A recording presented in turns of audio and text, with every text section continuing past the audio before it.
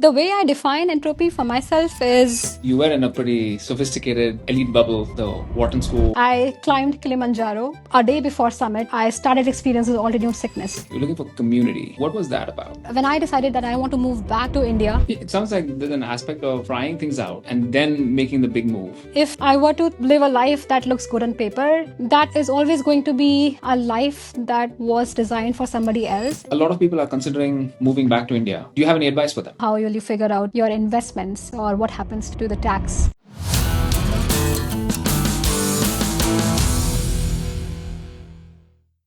Many of us look for stability and predictability in our lives. But today we meet someone whose friends say she injects entropy in her own life. We welcome Divya Saxena to the Digital Twin podcast. Thanks, Niran. Welcome. So, firstly, how do you define entropy? So, entropy in physics is a tendency of systems to move towards disorder. And, well, the universe is built that way. And for the longest time, my friends started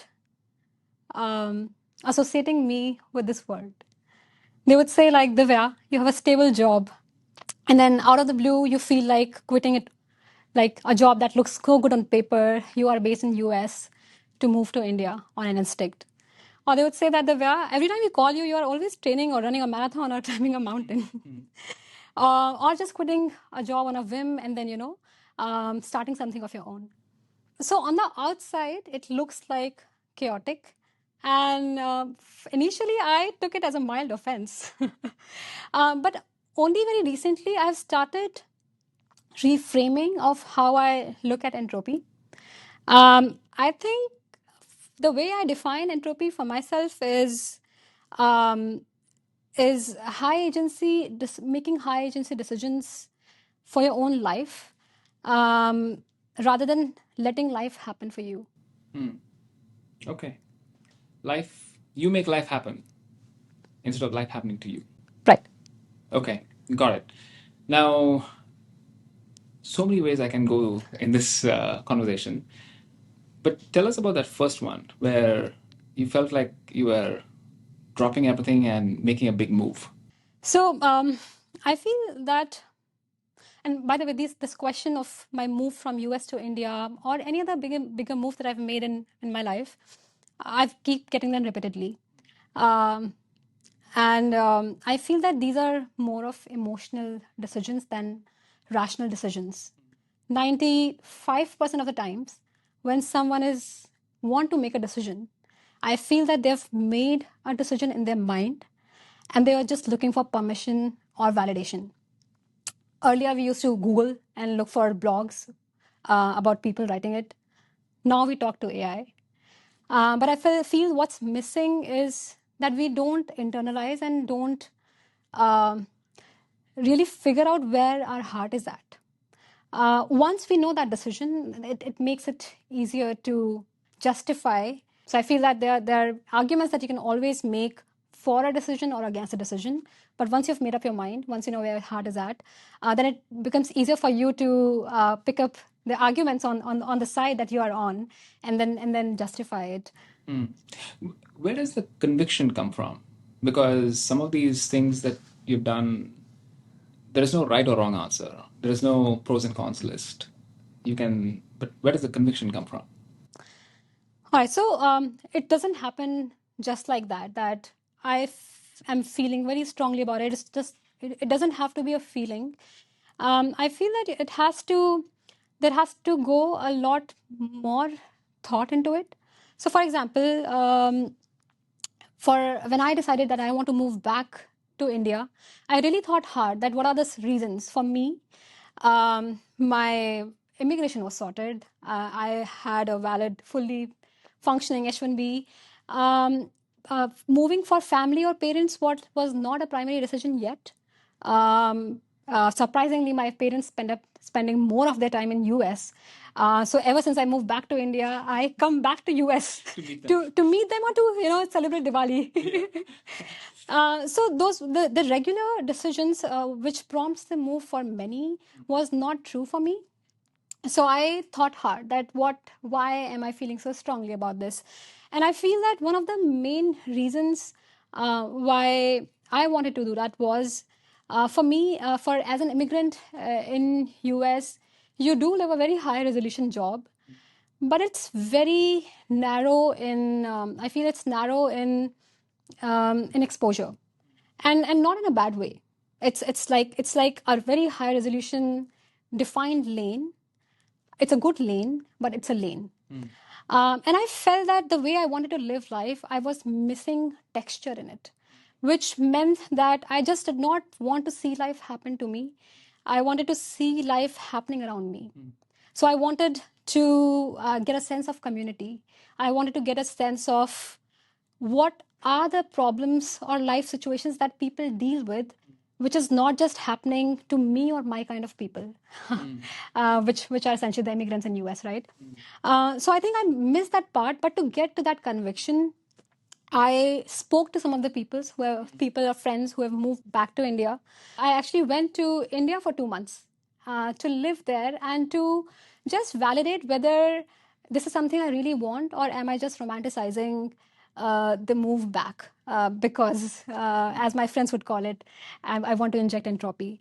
And I moved there. I worked there remotely for my company here in US, and I spent time warming up some of the connections, some very old social connections, professional connections, and get a feel of whether this is exactly what I want. And I think that gave a lot of conviction to me. And I think this putting yourself in the situations, or putting yourself around the people, to get influenced or to understand whether this thing is for you, or this decision that you want to make is for you or not, has worked for me all along.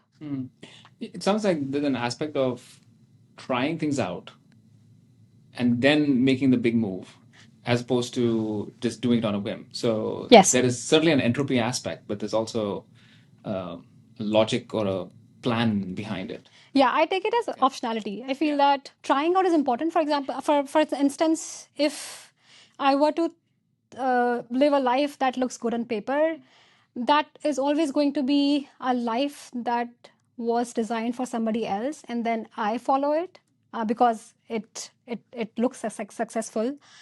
But I think that is a tried and tested path. Of course, many would feel free and feel comfortable to follow it.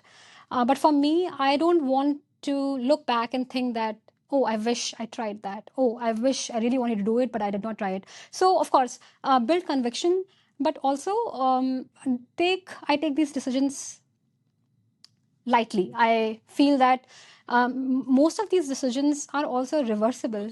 Yeah. So tomorrow, if I want to come back to US and build a life here again, because it's my calling, or because I am building something new, I know that I will find a way to make it happen. Now, it's interesting when you were saying about each one is different. I was reminded of this. I think it was a children's book, which said something like, "You are you. You are the only you." And I don't know why that came to my mind when you said it. Switching to, you mentioned saying something about community. You're looking for community. What was that about? Or tell us more about it. Uh, so these are very personal things that I've noticed about myself. Even before moving to US, when I used to live in India, I used to thoroughly enjoy getting a perspective on life or what's happening around. So I remember taking Uber from my home to my work, and then taking Uber back. And I would just talk to Uber drivers, or I would talk to house helps, or I would talk to people who I interact with outside of my work. And I felt that that gave me just so much perspective on life. I did not realize it until I felt that that was one of the missing elements here in US, because I meet only my kind of people, achievers, or academically, into a certain job or role or a certain field. So I think the concept of bubble has always be it a good bubble or a bad bubble, but has always made me feel limited. And I think this community element was the calling, that where I felt that I wanted my life to have these varied experiences, or to have a more broader or a bigger understanding of what lies inside the bubble that I have been in. That's interesting because you were in a pretty sophisticated elite bubble, the Wharton School, Yes. IT, and so on. Now, you mentioned something about hill climbing or mountain climbing, not in the AI sense, but in the real sense. What was that about, and why does it mean entropy? All right. So I did touch upon comfort, right? For me, entropy is actually the opposite of chaos, right? It's carefully picking up experiences, or picking up options where I want to experience life, or I want my life to move towards. Um, and climbing mountains, or training for a marathon is something that I've consciously decided to keep testing myself. Every once and now, if you ask me now, I am always training for something. I always have small or big goals. It doesn't have to be a Ironman or a marathon, but I'm always training for something. And I want to have, I actually use it as an anchor outside of my professional life, so that I know that I'm constantly moving towards something, or working towards something which excites me. Not to say that work doesn't excite me, Yeah. but something which defines me beyond my work, beyond my profession. Um, on such a whim, I decided that I want to climb Mount Kilimanjaro, which is one of the highest freestanding mountain in Africa, and one of the seven summits. Um, as well. And I've only heard stories that it doesn't just test your body, it actually test your mind as well, on that altitude. So with that whim, or with that challenge as well, I did a lot of research, and I spoke to one or two friends I was able to find out, and who have also summited Mount Kilimanjaro, and then went on that expedition. So I have to ask, like, what are you training for now? All right. So I very recently, ever since I moved back to India, I had now the luxury of affording a fitness trainer. Okay. And I was on a I have been very lucky to find really good ones ever since. I moved to Bangalore, and I recently found a great personal trainer. When I joined him, and I said, I am going to send you a list of things I want to do, or I want to learn, and then we want to train towards it. Like my goal is very open ended. It's not just strength or conditioning, but I want a mix of everything, and then I want to check off some of these items. So, for example, right now I am trying very hard to do a pull up by myself. Okay. And the day I do it, Weighted or body weight? body weight. Body weight. Okay. Body weight is hard. Yeah, it's pull-ups are hard for women. So I have given him a task that you are responsible for my upper body strength, and I want to be able to do it. So for sort of smaller goals, like being able to do a pull-up, or I want to run a 5K under 30 minutes. I my personal best is 32 minutes and certain seconds. So I'm close, but I want to get there. So I have these interesting goals that I keep on the side, and then luckily my trainer keeps me accountable. Now, other examples of entropy you can think of, or that your friends can think of, maybe. Yeah. So I've tried to analyze the pattern through my life, and tried to look at where is it all coming from.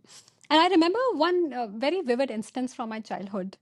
I come from a middle class family, and um, most of the Indian kids would relate, but my dad really wanted me to become an IAS officer. Um, and he did not really put it that way, that, oh, you have to do this and study that. But he tried to influence us by bringing in people and just trying to understand. And Like role models? Exactly, that. So, I mean, we are doing podcast now, but that was his way of podcasting, and me and my sister used to be the Influencers. audience. There was a neighbor, a woman who was preparing for IAS, She had 4 or 5 family members who were um, administrative servants to Indian government. And he called her for a chai and a conversation with the kids to try and like to get us influenced. And although eventually we did not end up getting influenced, we took a different path. I know that. But I'm for a the parent. but for the longest while, I was obsessed with becoming an IS officer, and I would spend a lot of time reading competition success review. There used to be a magazine dedicated to that audience, so I used to spend a lot of time reading that and obsessing over how I become a civil servant. I feel that that is a common thread, that every decision or every whim that I have, I put myself among people. So, my dad is one example. I climbed Kilimanjaro, and a day before summit, I started experiencing altitude sickness, and I did not know how will I do it the next day. And our guide gave me a little bit of that influence, where they did not leave quitting as an option. They created currents which made it easier to go along with it rather than going against it. So I decided in my mind, all right, I'm for the summit. I'm just going to not look here and there, but only look at his shoes because he's in front of me, and I'll just follow that. So that ways I've come across, or I've been influenced by, or kept myself among people whose thought I really resonate with. Oftentimes, they conform to how I think, and sometimes I'd also intentionally expose myself to thought processes that do not align with how I'm thinking about it. And I think that really helps with understanding whether I want to make a decision or not, or how do I want to go about living my life. Cool. Now, suppose your friends were here. What would you tell them? Well, okay, it's very not counterintuitive, but it's completely contrary for me to say that I see entropy as completely opposite of chaos. But I think that's the only way I know I grow, and I continue to inject entropy in various ways and forms in my professional and personal life. So they have to get used to it. Cool. A lot of people are considering moving back to India. Do you have any advice for them? Yeah. So first is to figure out whether it is something that their heart wants. For me, I think it was relatively an easier decision because I am not married. I don't have a family, my own family. So there are less people involved in the dynamics of decision making. But once that is sorted, um, I think there's a thing of there are certain things that I did before moving, or before actually making the move, which is related to how you figure out your investments in US, or what happens to the tax for that fiscal year or the next financial year as well, and then figuring out where do you want to be geography wise within India. How do you rebuild your social network, because you want to be around friends or family, or at least have a network of people you can share your life with. So all of that is something that I started figuring out early on, even before I moved. So spoke to CAs and CPAs, my tax advisors, some of the folks from professional network who had moved back to India right after Wharton or later in life. Warmed up some of my previous professional connections, came to India for 2 months to figure out what's going on in India market. Whether is this a market that I want to be a part of and build here, or what kind of setup am I looking at? So all of these things take some time and conviction. I did a lot of research, so I created a rough spreadsheet, and then I keep having these conversations with some of such of my friends who made a similar move on how to manage these things. So that's something that. Yeah. We are out of time, but not out of questions for Divya. Luckily, she has created a digital twin on Asila. She's also provided there a lot of more information about her move back to India. So be sure to ask those questions, and you can sign up at any time.